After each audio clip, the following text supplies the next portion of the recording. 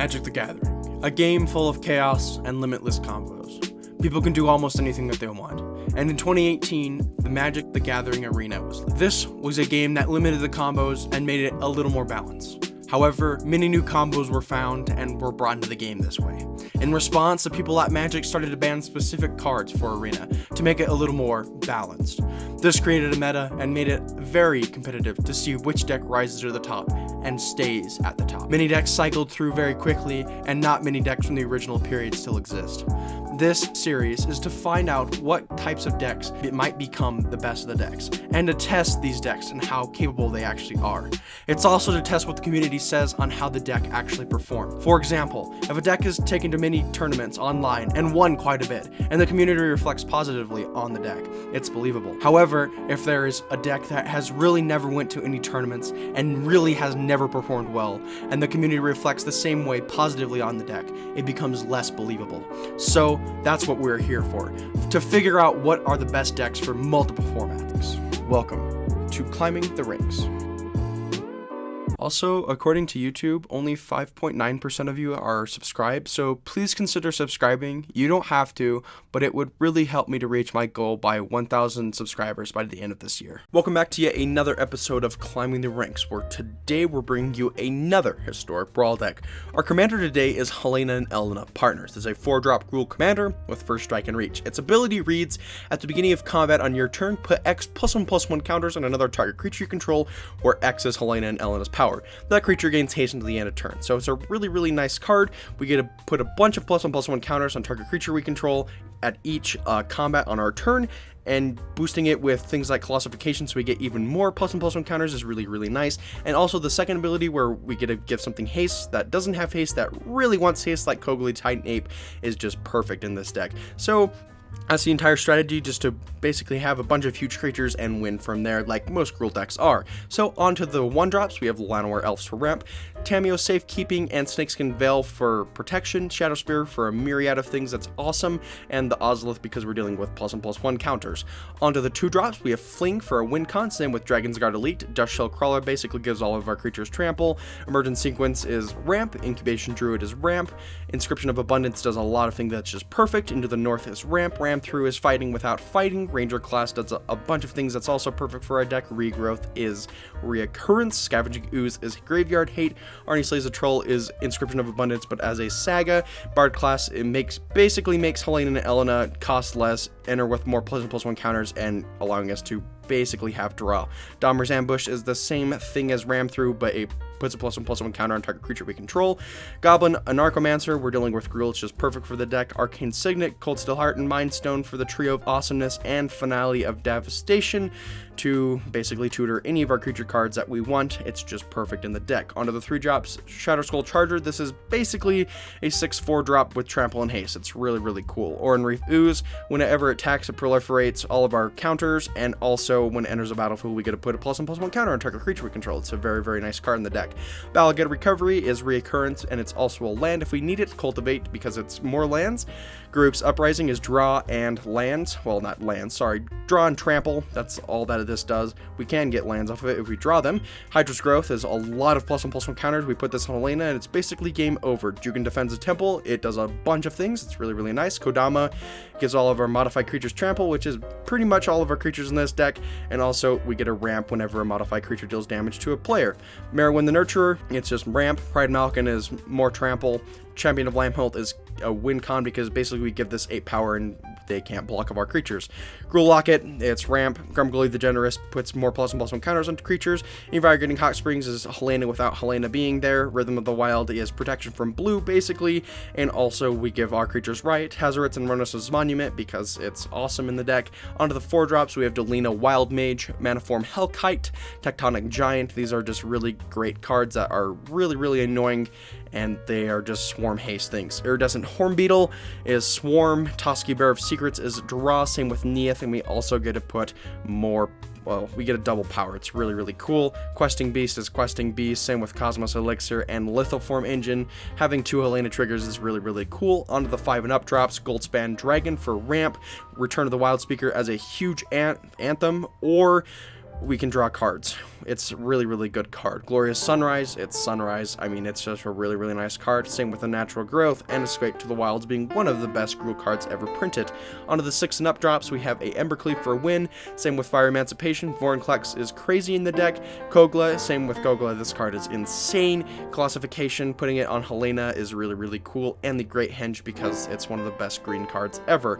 Onto the lands, we have 12 mountains, 15 forests, a Cry-Crown Pathway, Highland Forest, only because of the Into the North ability, we can get it out there with it. It's a really, really nice card to have it, and a target for Into the North, having a multicolored land is really, really good. Racer's Ring, it's Racer's Ring, Rockville Vale, Rugged Highlands, Stomping Ground, Temple of Abandoned, Command Tower, Evolving Wilds, Fabled Passage, and Reliquary Tower. That's the entire deck.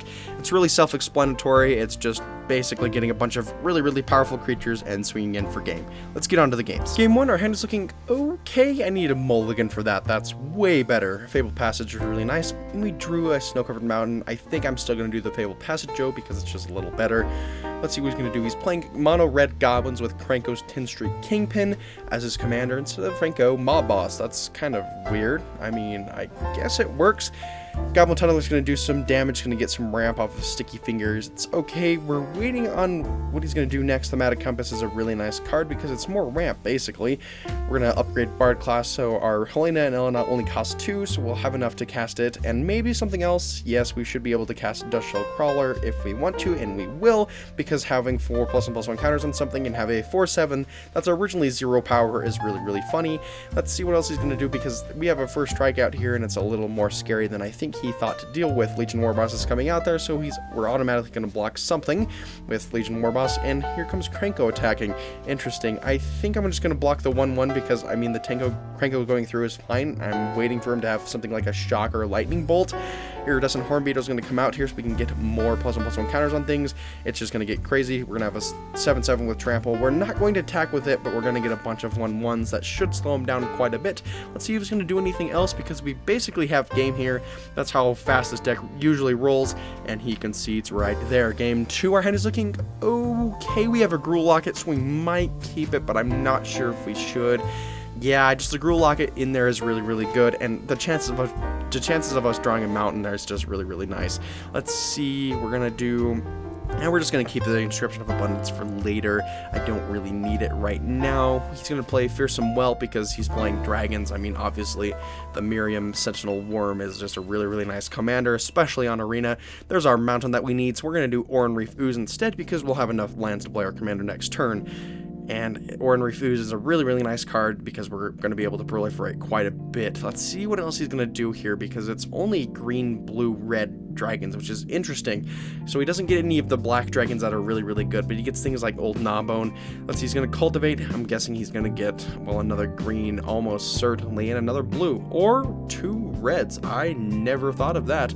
And he's just going to pass back. We're going to activate Fabled Passage, getting us another mountain because we need 2 mountains and 2 forests. That will be balanced enough. We're going to swing with the 5/5. It basically proliferates itself, so it's a 6/6. He takes it, going down to 19 total life. Let's see what else he's going to do here. He has 5 lands. That means he could cast his commander if he gets lucky, but I don't think he can. A lot of his things are reduced, so that's what I'm afraid of more. Here comes the... Interesting. I thought it was going to be a dragon instead of Expressive Iteration, because Fearsome Whelp reduced the cost, not Whelp. The Fearsome Whelp was kind of crazy, and I don't think he realized that Halana had reach. That's fun, and we have a Champion of Landhold. That's just perfect, because we'll just play the Gruul Locket first, and basically make our Landhold a 4/4. He has 6 life left, and next turn should be game, unless he has a board wipe of some sort. That is possible, because he's running red. Blue and green don't really have many board wipes that I think of off the top of my head, but I know that red does. Miriam's going to come out there. That's kind of scary. It's not that scary because we basically just boost Champion of Landhold, and then he can't block, and he's just going to swing. Interesting. Goldspan Dragon's coming out here. I'm going to say good game to him because he doesn't have another turn left to live. We're going to do Inscription of Abundance just to be a little more annoying because we're just going to fight. Oh, wait, never mind. We can't because of the board. It doesn't really matter either way. He's dead. Game number 3, our hand is looking really nice. We have a nice curve with, well, Mind Stone, part of the Trio of Awesomeness. We don't have the full Trio of Awesomeness, though. Hope we can get that someday. That'll be kind of fun. Oh, there's part of it on his side. That kind of sucks. We're going to get a Questing Beast out there. We're going to swing at him for, well, 4 damage. That's going to slow him down quite a bit because it has Vigilance. He's not going to attack, obviously. We're going to do Halana here. We're going to be able to boost the Questing Beast quite a bit. It's going to be a 6/6, and he can't block it because he only has 2 1/1s, and they can't be blocked because, well, it's Questing Beast. Here comes Muxus out here, and he's going to, well, sack it because, I mean, he has plenty of creatures to do so and plenty of mana. It's just nice, and he concedes. Yeah, this deck is really, really quick. It's really, really fun as well. We have a nice hand with Command Tower, Evolving Wild, and a Mountain. We're going to be definitely playing the Evolving Wilds first because we don't have any turn 1 plays because Tamiyo's Safekeeping doesn't do anything. Sithis, we're going against enchantments. Interesting. That's going to be a strange, game. I was about to say duel, but that's only Yu-Gi-Oh! But yeah, it's going to be an interesting game. I don't think he has anything that's going to slow us down too bad because, I mean, Jugan out there really quickly is nice, and also we can get Halana out there so we can boost our Monk a little bit. So he's going to get, well, we're going to have a 4/4 Monk, I think. Yeah, we're going to be able to get a 4/4 Monk, and I think we're just going to save it because of the Tamiyo Safekeeping, so in case he does board wipe or anything like that, like Kenrith, we're going to just make it immune to it. Hopefully he doesn't have something else that does it because I know there's another card, or just straight up exile it. That would be kind of funny. Here comes Dragon's Guard Elite and the Great Henge, reverse order. We're going to draw a Kodama, very, very nice. We're going to swing with a 4/4 that's flying because all of our other stuff's on the ground, and that's what I was waiting for. And that's going to, yep, that's targeting Halana. I'm going to put it back in our command zone because why would he put it in the exile? We don't have anything to recur it from. I guess we could have something that destroys an enchantment. He's going to pacify our Remnant of the Rising Star, basically Jugan, and we have a Dragon's Guard Elite for next turn. We're going to, we're going to play Halana. We're going to gain some more life off of the Great Henge, draw a card, and put a +1/+1 counter on it. We're going to ram through, we're just going to ram through the Sithis because it's Sithis, and let's see what else we'll be able to do. Helena's going to make it a 7/7, and next turn we'll be able to double them +1/+1 counters, making it, well, that will be a 12/12, which is really, really fun, and a little more with Helena's trigger. He has a Death Touch out there. Interesting. I don't know why he's running a 1/1 Death Touch because, oh wait, it's an enchantment creature. That makes more sense. Reduces to memory are, sadly, our Dragon's Guard Elite. That kind of sucks. Grook's Uprising is going to come out here. We're going to give everything Trample, which is very nice, and we're going to give everything more Trample. And we're going to also do Shadow Skull Charger because that's really, really fun. And we're not going to pay any mana. We're just going to draw a bunch of cards. We're making it an 8/7, which is really, really nice. He's going to go down to 10 life. We're going to ramp a little bit more with Kodama. We're passing it back to him. Let's see if he's going to be able to do anything to recur from the situation. I know he can gain a bunch of life off of Sithis, but he doesn't have it out there anymore. Banishing Light. He's probably going to target Halana again. Yep, there it goes. But I think we'll have enough mana to cast it one more time, and we're just going to target Kodama or Spirit because it's the hugest thing. Ooh, Questing Beast looks tempting, but just the Halana and Alena are just way better. Here comes Mind Stone. We have a nice recurrence. I think we're just going to grab the ram through back because it's a nice fight for next turn, and we're just going to keep our Kodama because he can kill it with Setestan Champion. That card is really, really nice, especially in this deck because it's just a bunch of draw, and it gets kind of crazy. Here comes the Jukai Naturalist. It makes all of his things cost cheaper. That's kind of cool. And Sigil of the Empty Throne. That poses a threat because he gets to make a bunch of 4/4 angels with flying because angels have flying. He's going to be able to do a bunch more things here. Ghost Shintai of the Boundless Vigor, that's the one that's green. That was a new one. I almost said the Death Sanctity. I don't even know where I got that from. He's going to get some +1/+1 counters on Ghost Shintai, and let's see if he's going to be able to do anything else here. I don't think he will be able to because I think we have game right here. We're going to pay some mana because, well, it's Remnant of the Rising Star. It can't attack, and I don't think we have any other plays. No, we're just going to leave it because ram through, and we can deal damage. It's going to be Death Touch, so it'll just kill a Setestan Champion. I think this should be game right here. I wish we should have ran some, artifact enchantment removal. Oh, wait, it's Kogla. That's what that card does. I'm just kidding. Kogla is one of the best cards. I just wish we could get it a little more easier because we are drawing so many cards off of the Great Henge and Grook's Uprising. It's kind of crazy that we don't have it yet. He's double blocking with his angels, interestingly, to kill our Oran Reef Ooze. I guess he could have done that. I maybe could have swung for a game, but I doubt it. Sanctum of the, Fruitless Bounty, or Fruitful Harvest, not Fruitful Bounty. I was thinking of Boundless Vigor and tying both of them in together. It's kind of cool. Heliod's coming out there. He's going to be able to put a bunch of +1/+1 counters. And Destiny's Spinner, I don't know why. We don't have any counters in this deck. The only one that I could think of is, well, on here, that's relatively good as Tybalt's Trickery, and I don't know why I would target his things with it. I mean, yes, it's a nice card, and it can target his things, but it's sort of random like most red removal cards are. He's going to do Shattered Bows, that's fine. I don't really care about it. Heliod's going to come out there. Heliod is going to come out there. He's going to target his Angel with it. It's going to be kind of huge. I think we might still be able to win. Here comes Conclave Tribunal, so he's going to exile one of our things. It would be funny if he targets Halana again, but I think... Oh. Interesting. I thought Questing Beast would be more of a threat. This is not looking good. It's kind of turned in events. I mean, we do have 37 life, never mind 39 life. We're going to get some Iridescent Hornbeetle action out here because we'll be able to get more +1/+1 counters on things. And we're just going to pass. We're going to create a bunch of +1/+1 countered, well, not +1/+1 countered things. We're just going to create a bunch of 1/1 Insect. He's going to add some mana off of Sanctum of Fruitful Harvest. And let's see, he has a bunch of mana. And oh no, that's not good. That's not a good card. Hallowed Haunting, that might be game, because all of his stuff has Trample and Vigilance. Well, that's not fun. I mean, we have to lose one game at least, because it's not invincible. And I think, yeah, that's just perfectly game. Alright, game 5. It's looking okay. Yeah, that looks way better. We have a multicolored land now. We're going to do Evolving Wilds here. We're going to grab a mountain because we have a Maniform Hellkite just for later. And we draw a command tower, of course we do. That's pretty good. Next turn, ooh, Gulak kind of looks nice. I think the Invarigating Hot Springs just looks way better, though. We're going against Nico Bolas, the God Pharaoh, so it's quite control-esque. We're going to swing in with a 5/5 Questing Beast. He's probably going to kill it. Golden Egg's going to come out. He's going to draw Whelming Wave. That basically just returns it to our hand. We're probably going to do it again because it's just kind of annoying for him. It's hard for him to deal with. He's going down to 15. Here comes Liliana, Dreadhorde General. He kills our, well, we have to sacrifice it. Doesn't really kill it. Kind of does, but it's forced kill, kind of.